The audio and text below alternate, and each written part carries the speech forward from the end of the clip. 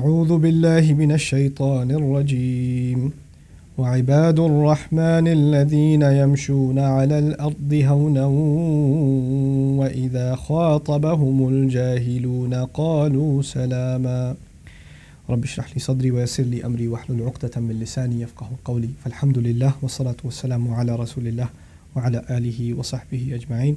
Assalamu alaikum. Quran Weekly. Allah Azza wa Jalla at the end of Surah Al-Furqan, Surah number 25, has a passage describing those who are the slaves of Ar-Rahman. Allah has many names, and He can call people slaves of Allah, slaves of the Creator, slaves of the wise. But when He calls them slaves of Ar-Rahman, it is as though He is suggesting that these people have a relationship with Him based on His endless and unimaginable love and mercy and care.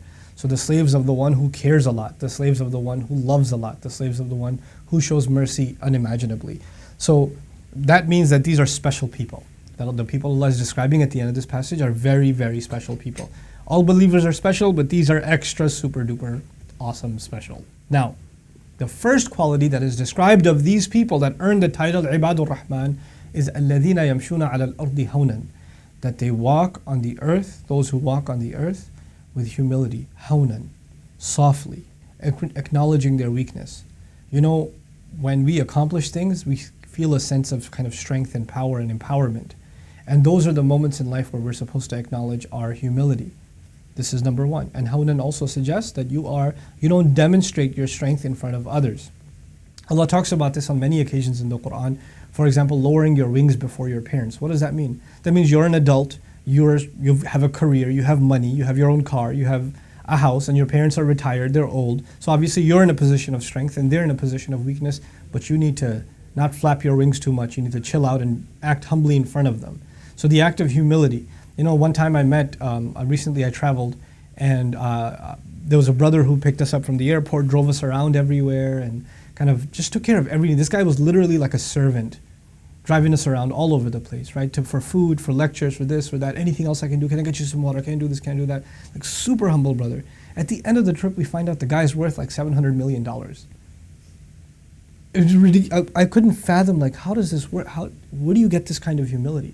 I know people that make like $100,000 and think they own the world, right? They get into, they topple, they'll go a little bit over six figures, and they're like, that's right, And this guy, just the humility just shattered me. Like, how in the world can this be? And I was reminded, وَعِبَادُ الرَّحْمَنِ الَّذِينَ يَمْشُونَ عَلَى الْأَرْضِ هَوْنًا. It's number one. They learn to walk on the earth with humility. Humility is also not just a demonstration of financial strength, it's also a demonstration, an undue demonstration of physical strength and intimidation. It can also be a demonstration of your ability to out-talk someone. Maybe you're a very aggressive, outgoing person, you like to make a lot of jokes. You can really put somebody in their place, especially in a public setting. You need to chill out and kind of hold back from that. Don't do that, because that's an expression of arrogance then, because you are overpowering someone with your tongue. You can overpower someone and put someone in their place with your mouth. You can, something about a field, an area, and you just want to stump somebody with your knowledge. Don't do that. It's good for you that you know, but you don't have to prove yourself at every juncture. For example, a teacher. A teacher's job is not to prove to his students that he knows. A teacher's job is to try to teach. And you don't have to go and tell everybody your credentials all the time. You don't have to do that. You just be yourself. Just be yourself and be humble before people. As a matter of fact, try to hide your capability in some cases if it means it'll just be a source of intimidation for others, So now this is hawnan, but then there's the other part of it, which is, I love this part. وَإِذَا خَاطَبَهُمُ الْجَاهِلُونَ قَالُوا سَلَامًا. Every word deserves a little bit of attention here, at least in this short clip, so I'll give each word its due. إِذَا, inshallah. إِذَا is when, not if. Which means the situation that's about to be described is inevitable. It will happen, you will run into this situation. So what is that situation? خَاطَبَهُمُ الْجَاهِلُونَ. People that don't control their emotions, people that are obnoxious, people that are outrageous in the things they say or in the way they act. When those kinds of people address you, and it will happen. You will have to deal with difficult people in life. It will be a fact of life. There's no way around it. إِذَا خَاطَبَهُمُ الْجَاهِلُونَ.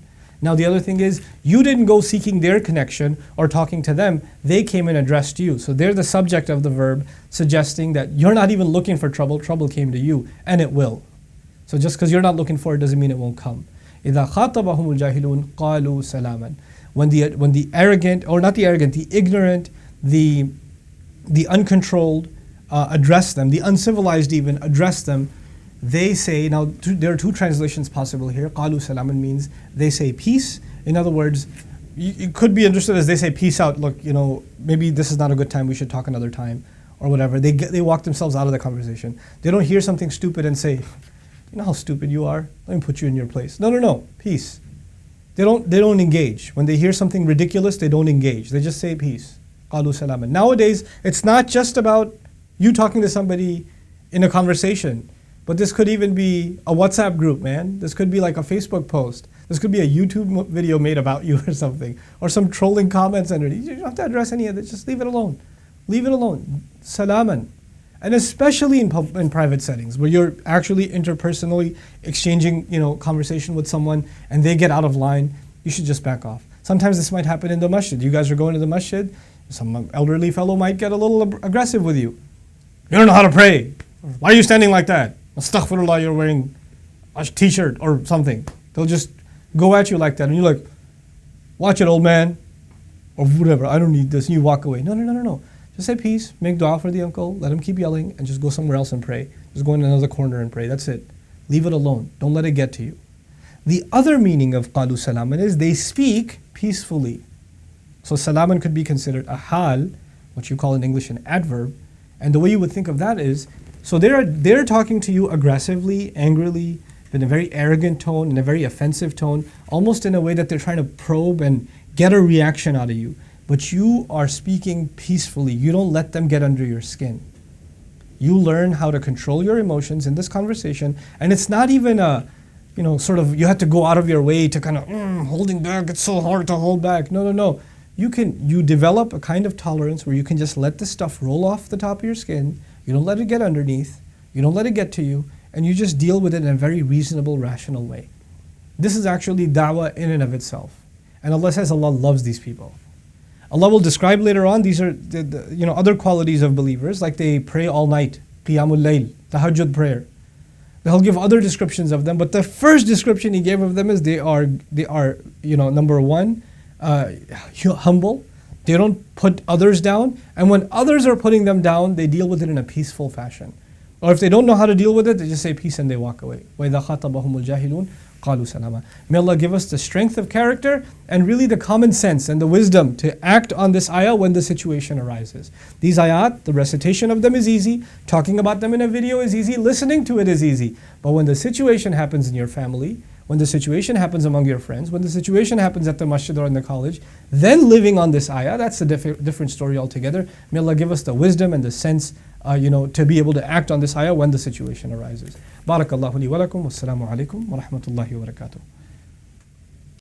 Assalamu alaikum everyone. If you benefited from these reminders, please support Quran Weekly by clicking the link below.